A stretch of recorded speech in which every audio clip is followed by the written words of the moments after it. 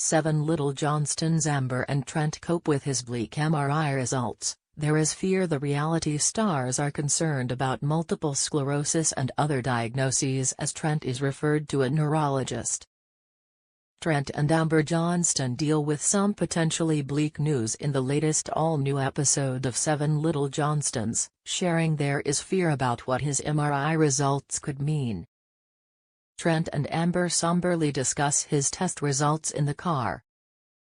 They do see head trauma from past, he explains, adding that the injuries weren't his medical team's biggest concerns. The size of my brain. The diameter, the gap, the spacing between my brain and my skull has reduced at a faster rate than what it should be at 47 years old, Trent explains, as Amber gets visibly upset. It's the size of, like, an 81-year-old. Does this necessarily set him up for a higher chance of, dementia or Alzheimer's or things like that? Amber says as the two speak to the camera. So that's definitely a concern. But, as Trent continues to share, his doctors discussed some dire potential diagnoses for him. Explaining that the MRI showed possible early stages or pre-existing stages of multiple sclerosis, MS. That's life-altering, Amber says. Per the Mayo Clinic, Mississippi is a disease in which the immune system attacks the protective sheath, myelin, that covers nerve fibers. This creates communication problems between your brain and your body.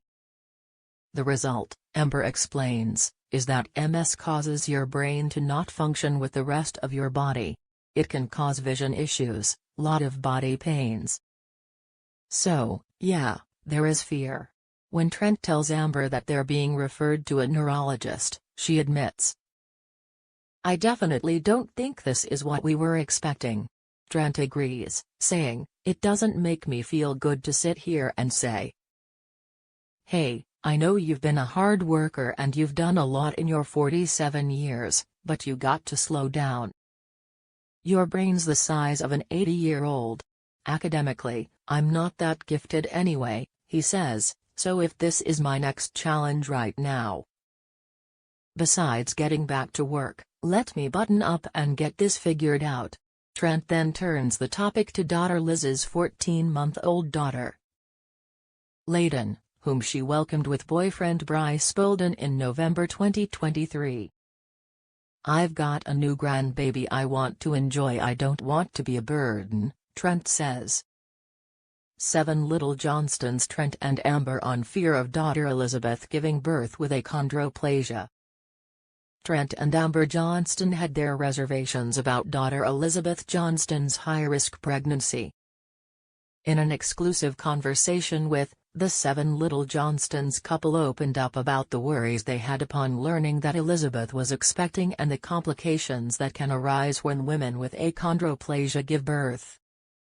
So for Elizabeth, she has to have a C-section under general anesthesia, so therefore she's put to sleep completely. Which is really, really challenging when it comes to getting a baby out fast, Amber says.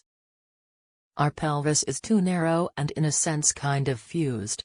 Had mom and baby experienced complications before being put under?" Amber explains that the anesthesia could have opened up a whole host of complications for Elizabeth and the baby. That's just not a perfect world. She continues, adding how her daughter attempted to soothe her worries upon breaking the news of her pregnancy. "Elizabeth is very much like her father, where, everything's going to be fine," she jokes before recalling the fateful conversation. "My partner's average size, so we will be okay genetically." And it was like, "Oh no, Mom. We're fine. It doesn't matter.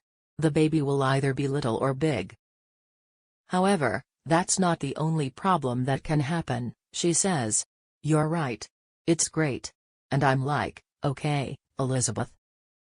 While Elizabeth may not have had the same concerns, Trent admits that the couple had another fear regarding her hospitalization. When it came time to deliver the baby, Amber and Trent wouldn't be by her side as doctors rolled her into the operating room for her C-section. This was the very first time Amber hadn't gone back with one of our kids. With all the surgeries our kids have had, Amber and I, Trent explains, have always been the one to walk them back to the OR room and to kiss and say bye, and we'll be right outside when you come into recovery. Instead, Bryce was there this time. Her boyfriend Bryce Bolden was the one to do the honors. You know, Elizabeth and Bryce, this was their child and they needed to be together for this, but still. As parents, that's our daughter going back and going on with surgery and it's not us walking her back there, Trent says. So that was tough.